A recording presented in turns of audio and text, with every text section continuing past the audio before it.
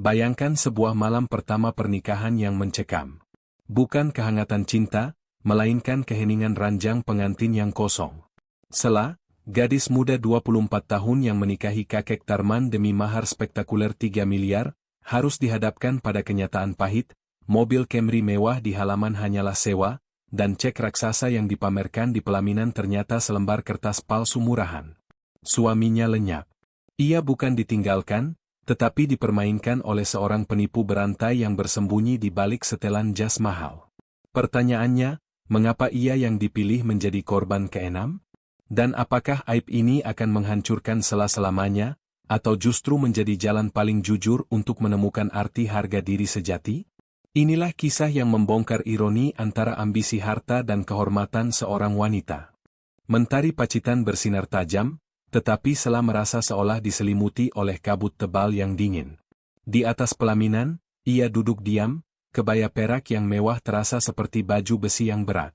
Tepat di sebelahnya, Tarman, kakek berusia 74 tahun, menyambut semua tamu dengan senyum lebar dan suara yang meyakinkan. Seorang pria yang memancarkan aura kemenangan yang sulit ditembus. 3 miliar tunai, dan 1 unit Camry baru, bisikan itu berdesir seperti ular di antara barisan tamu, bercampur dengan aroma melati dan iri hati. Angka-angka itu adalah mantra suci, penawar bagi semua gosip tentang perbedaan usia yang mencapai 50 tahun, tentang bagaimana seorang gadis muda menjual dirinya. Ibu Rukiah, Ibunda Sela, berdiri dengan dagu terangkat, air mata haru yang ia tunjukkan bukan karena cinta, melainkan karena telah memenangkan pertarungan ekonomi di mata desa. Anak saya berjodoh dengan orang baik dan mapan, kata Ibu Rukiah, tetapi matanya terus-menerus melirik ke arah cek biru besar yang dipajang di dekat meja akad, bukti nyata yang harus dipertahankan. Sebagian besar orang kagum, namun Pak Rahman, seorang pensiunan bank, hanya menatap cek itu dari kejauhan dengan kening berkerut, merasakan kejanggalan dalam kemilau yang terlalu terang itu. Sela sendiri? Ia hanya memikirkan selembar kertas lusuh yang tersembunyi di dalam tas kecilnya, surat penerimaan dari sekolah seni yang ia tolak 4 bulan lalu. Ini demi ibu, bisiknya pada diri sendiri, mengubur impian menjadi seniman demi menjadi penjamin keamanan keluarganya. Pengorbanan itu terasa sangat menyakitkan, dan ia mulai bertanya, apakah menjadi anak yang baik berarti mengkhianati diriku sendiri? Puncak sandiwara itu terjadi saat mobil Camry hitam mengilap dipajang di halaman, kertas bertuliskan, hadiah untuk istriku tercinta, tertempel di kaca depan. Tarman memegang kunci itu dengan bangganya, tetapi genggamannya terasa dingin ketika ia menyentuh tangan Sela. Malam harinya, setelah semua orang pergi, rumah itu sunyi. Sela menunggu di ranjang pengantin yang terasa asing, hatinya kosong. Beberapa jam berlalu. Tidak ada ketukan. Tidak ada Tarman. Hanya keheningan yang menyesakkan. Sela bangkit, berjalan ke ruang tamu, dan melihat setelan jas abu-abu Tarman tergantung. Di saku jas itu, terselip sebuah tiket bus antar kota yang sudah terpakai dan sobekan kecil kertas yang tampak seperti nota pembayaran dari agen rental mobil. Sebuah kejanggalan yang sangat kecil, tetapi cukup untuk membuat jantung Sela berdetak kencang, menamparnya dengan kenyataan yang brutal, dia tidak ada di sini, dan ini bukan karena urusan bisnis. Pagi setelah akad, rumah terasa mencekam, diselimuti aroma melati yang kini terasa basi. Tarman tidak pulang. Ibu Rukiah mencoba menenangkan Sela dengan dalih klise tentang urusan bisnis mendadak, suami kaya, tetapi Sela tidak bisa lagi dibohongi. Rasa malu sudah mulai menyelinap, jauh lebih pahit daripada rasa kecewa karena ranjang pengantin yang kosong. Mungkin beliau malu, namanya juga sudah tua, kata ibunya riang, menyapu halaman, enggan membiarkan realitas mengganggu kemenangan maharnya. Namun, kenyataan pahit itu datang menjelang siang, dibawa oleh seorang pria muda bernama Seno, yang mengaku keponakan Tarman. Seno menyerahkan sebuah map. Di dalamnya, Sela menemukan fotokopi dokumen Camry. Di bagian bawah tertulis jelas, unit sewa. Berlaku 3 hari. Sapu di tangan Ibu Rukiah jatuh ke lantai. Tidak mungkin, Nak. Ini pasti kesalahpahaman. Mobil itu bukti cinta, serunya, tetapi suaranya bergetar. Sela merasa dunianya terbalik, bukan karena kehilangan mobil, tetapi karena menyaksikan kebohongan yang dibangun di atas kesombongan ibunya itu runtuh. "Bu, kita ditipu," bisik Sela. Ibunya menolak percaya, menunjuk pada cek 3 miliar yang masih terbingkai, seolah kertas itu adalah tameng pelindung terakhir. Di tengah kebingungan itu, Pak Rahman datang berkunjung. Ia memanggil Sela ke belakang rumah, suaranya pelan dan penuh kehati-hatian. "Nak, Bapak tadi malam lihat cek itu lama sekali. Cek sebesar itu harusnya dicetak di kertas khusus dengan watermark bank. Tapi yang Bapak lihat, hanya kertas yang sangat tipis. Ceknya terlihat palsu." Kata-kata Pak Rahman adalah palu godam yang menghancurkan benteng pertahanan terakhir Ibu Rukiah. Sela menatap ibunya, di mata ibunya ia melihat refleksi rasa malu yang sama yang ia rasakan. Malam itu, Sela mengunci diri di kamar. Ia mencari sehelai kain untuk menenangkan diri dan tangannya menyentuh sebuah amplop di laci paling bawah, surat dari sekolah seni yang ia tolak. Ia meremas kertas itu, air matanya jatuh membasahi tinta usang. Sela menyadari bahwa Tarman bukan menipunya hanya dengan uang, Tarman menipunya dengan janji kemudahan yang justru telah ia tolak lebih dulu demi ibunya. Rasa frustrasinya memuncak. "Aku mengorbankan masa depanku, dan ibu mendorongku ke dalam kebohongan ini. Tidak ada yang salah dengan kemiskinan, Bu. Yang salah adalah keinginan kita untuk berpura-pura kaya." Sela memutuskan untuk tidak menangis lagi. Ia harus tahu seberapa dalam kebohongan ini. Ia mengambil cek 3 miliar yang masih terbingkai, menyalakan senter ponsel, dan mulai memeriksa setiap detail kertas tipis itu. Tidak ada watermark. Tidak ada cap ban. Hanya cetakan berkualitas buruk. Benar-benar palsu. Dengan tangan gemetar, ia menyadari bahwa mahar itu adalah cerminan dari hati mereka, hampa, tetapi berlapis emas yang menipu. Keesokan paginya, kekacauan yang terpendam meledak. Suara teriakan panik dari pemilik rental mobil di kota terdengar sampai ke desa, menanyakan mobil Camry yang belum dikembalikan. Tak lama, 2 polisi datang ke rumah. Mereka bukan mencari Tarman, melainkan mencari barang bukti, mobil Camry yang kini menjadi simbol aib di halaman. Ketika polisi menyita mobil itu, warga berdatangan, bukan lagi dengan rasa kagum, tetapi dengan rasa ingin tahu yang kejam. Bisikan-bisikan itu kini berganti menjadi tawa dan cemoohan. "Kasihan, baru sehari jadi nyonya udah jadi bahan omongan. Makanya, jangan gampang silau sama harta. Karma matre." Kata-kata itu menusuk Sela lebih dalam daripada pengkhianatan Tarman. Ia kini menyadari kontroversi yang sesungguhnya. Masyarakat tidak melihatnya sebagai korban, tetapi sebagai pihak yang bersalah karena telah memilih harta. Rasa malu itu begitu besar, membuatnya ingin menghilang. Ibu Rukiah, yang kini pucat dan menangis, memohon pada Sela, "Jangan keluar, Nak. Kita akan jadi bahan tertawaan seumur hidup."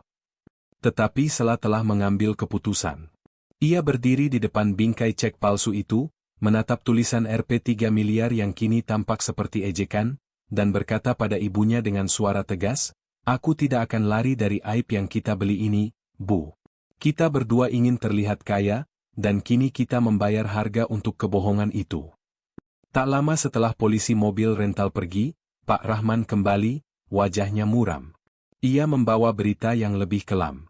"Tarman bin Sastro itu identitas palsu, Nak. Saya cek di kantor polisi. Nama aslinya Sugito, usia 66 tahun. Ia adalah penipu berantai, sudah menipu 6 perempuan di beberapa kota dengan modus mahar besar." Sela merasa seluruh tenaganya terkuras. 6 perempuan? Ia bukan korban pertama, ia hanyalah yang terbaru. Media lokal mulai berdatangan, tertarik pada skandal yang viral di media sosial. Kakek mahar 3 miliar ternyata penipu. Para wartawan berkerumun di luar pagar, memotret foto pernikahan Sela yang masih terbingkai di dinding. Foto itu, yang dulunya adalah bukti kemenangan Ibu Rukiah, kini menjadi bingkai aib yang akan menyebar ke seluruh negeri. Sela menatap ibunya yang sedang menangis terseduh-seduh.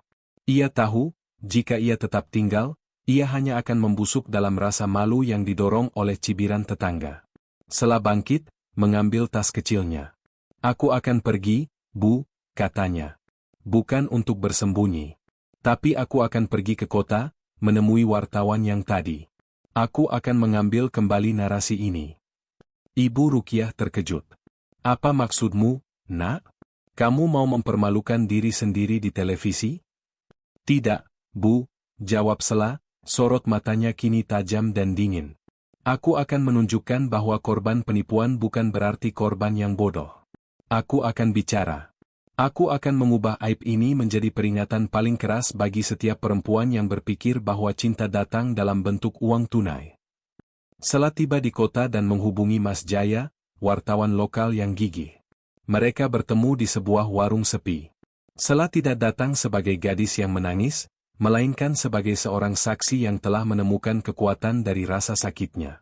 Ia menceritakan semuanya, termasuk detail pengorbanan dirinya dan bagaimana ia serta ibunya buta oleh janji kemewahan. Tolong, Mas, pinta Sela. Tuliskan bahwa kami salah. Bahwa kami tergiur. Tapi tuliskan juga bahwa kebohongan ini adalah cerminan dari tekanan masyarakat yang menilai wanita dari berapa banyak uang yang dibawa pasangannya. Kisah Sela menjadi berita utama dalam semalam. Berita itu tidak hanya mengulas penipuan Tarman Sugito, tetapi juga menantang pandangan bahwa korban matre pantas dihina. Di media sosial, komentar berubah, dari cemoohan menjadi kekaguman atas keberaniannya. Sela bukan lagi korban yang lemah. Dia adalah perempuan yang berani mengakui kesalahannya. Beberapa hari setelah kisahnya viral, polisi akhirnya menangkap Sugito di perbatasan Ngawi saat ia tengah merencanakan penipuan berikutnya. Saat kabar penangkapan itu sampai, Sela hanya merasakan lega yang hampa. Ia tidak ingin balas dendam, ia hanya ingin menutup bab ini. Namun, beberapa hari kemudian, kejutan lain datang. Polisi menyerahkan amplop putih yang lusuh kepada Ibu Rukiah, yang dialamatkan kepada Sela. Amplop itu ditemukan di dekat Sugito yang meninggal di sel tahanan karena serangan jantung mendadak, sebelum sempat diadili. Sela membuka surat itu dengan tangan gemetar. Di dalamnya, tulisan tangan tua yang compang-camping itu menceritakan kisah yang berbeda. Sugito mengaku bahwa ia juga adalah korban. Ia kehilangan segalanya di masa muda karena penipuan, dan sejak saat itu, ia bersumpah akan hidup dengan menipu para penipu, yang ia definisikan sebagai orang-orang matre. Ia bahkan menulis, cek itu palsu, Sela. Mobil itu sewa. Tapi cintaku saat melihatmu di pasar, itu nyata. Aku hanya tidak tahu cara mendekatimu tanpa kebohongan, karena dunia hanya melihatku dari kekayaan palsuku. Pengakuan itu menghantam Sela, bukan karena kebohongan itu dimaafkan, tetapi karena Sugito, si penipu ulung, ternyata adalah cerminan ironis dari dirinya sendiri. Seseorang yang terpaksa memakai topeng kekayaan demi dihargai. Sugito juga korban dari sistem yang sama. Sela menangis memeluk surat itu, tetapi air matanya berbeda. Ia menangisi kehidupan tragis pria tua itu, yang mati dalam pelarian karena tak tahu cara hidup jujur. Sela menyadari bahwa Sugito telah menjebaknya, tetapi di sisi lain, Sugito telah memberinya pelajaran yang paling mahal, bahwa kejujuran adalah satu-satunya mahar sejati. Malam itu, Sela berbisik pada ibunya, "Bu, dia pergi, dan yang dia tinggalkan adalah pilihan untuk terus menjadi korban yang pahit, atau bangkit menjadi orang yang jujur." Sugito telah meninggal, aib telah menyebar, tetapi Sela menemukan kedamaian dalam pengampunan. Ia tidak memaafkan perbuatannya, tetapi ia memaafkan dirinya sendiri karena telah tertipu. Ia menyimpan surat Sugito sebagai pengingat, kemewahan dapat dibeli, tetapi integritas adalah harta yang tak ternilai. Dengan hati yang baru, Sela memutuskan untuk menata hidupnya kembali. Ia menolak semua tawaran wawancara yang mencari sensasi dan menolak uang 5 juta rupiah yang ditinggalkan Sugito, meminta ibunya menyedekahkannya. Ia memulai usaha kecil di depan rumah, kue bolu dan jajanan pasar buatan tangan. Awalnya, tetangga datang hanya untuk mengintip dan bergosip, tetapi perlahan mereka datang karena rasa kue yang tulus dan berkualitas. Sela menamai kuenya dengan jenaka, kue Sela, dari luka jadi rasa manis. Tak lama, warung kecilnya ramai. Kisah Sela, yang kini dikenal sebagai wanita yang bangkit dari penipuan mahar miliaran, menjadi inspirasi. Pelanggan datang tidak hanya untuk membeli kue, tetapi untuk berbicara dengannya, memuji keteguhannya. Ibu Rukiah, yang dulu bangga akan mahar 3 miliar, kini bangga akan kehalalan dan keberkahan rezeki putrinya. Sela tidak lagi terlihat malu-malu. Ia berdiri tegak, menyambut pembeli dengan senyum yang tulus. Suatu hari, seorang gadis muda datang ke warungnya, menangis. "Mbak Sela," katanya. "Aku hampir dinikahkan dengan pria tua kaya, tapi setelah lihat kisahmu, aku sadar. Aku membatalkannya. Aku mau mencari rezeki halal sendiri." Sela menatap gadis itu, matanya berkaca-kaca. Ia menyadari, 3 miliar rupiah hanya akan menjadi aib yang cepat hilang, tetapi ketulusannya telah menyelamatkan hidup satu orang. Itulah mahar sejati yang Allah berikan padanya. Beberapa bulan kemudian, Sela mendapatkan tawaran kerjasama untuk memasarkan kuenya secara nasional. Ia menolak tawaran endorsement yang memintanya berpose dengan perhiasan, memilih untuk berpegangan pada prinsip kejujurannya. Ia menulis di buku hariannya, "Aku dulu berpikir keselamatan ada di dalam Camry, ternyata keselamatan ada di dapur, di balik adonan yang kuaduk dengan sabar." Sela telah melewati badai. Ia kehilangan mahar palsu, tetapi ia mendapatkan kembali diri sejati yang dulu ia korbankan. Ia menatap keluar jendela, di mana matahari terbenam memancarkan cahaya jingga keemasan. Ia sadar, Allah telah menghancurkan rencana buruknya, menikah demi uang, agar ia bisa mengikuti rencananya yang sempurna, menjadi wanita mandiri yang menemukan kebahagiaan sejati bukan dari selembar cek bank, tetapi dari keikhlasan hati. Kisah Sela ditutup bukan dengan kemewahan, tetapi dengan ketenangan hati. Ia memilih bangkit dari rasa malu dan cemoohan masyarakat dengan membuka usaha kecil kue buatan tangan, membuktikan bahwa rezeki halal dan keberkahan jauh lebih manis daripada janji mahar palsu. Ia berhasil mengubah aib terbesarnya menjadi inspirasi bagi banyak perempuan lain, menemukan bahwa mahar sejati bukanlah yang tertulis di cek, melainkan kejujuran dan integritas. Saudaraku, hikmah utama dari cerita ini adalah, jangan pernah mengukur harga diri atau kebahagiaan dari seberapa besar harta yang ditawarkan orang lain. Orang yang paling kaya sekalipun bisa saja membawa hati yang paling miskin. Ingatlah, cerita ini adalah fiksi yang kami tulis ulang dengan narasi yang mendalam, dirancang agar pelajarannya terasa nyata dan mengena di hati. Terima kasih banyak sudah menonton kisah ini hingga akhir.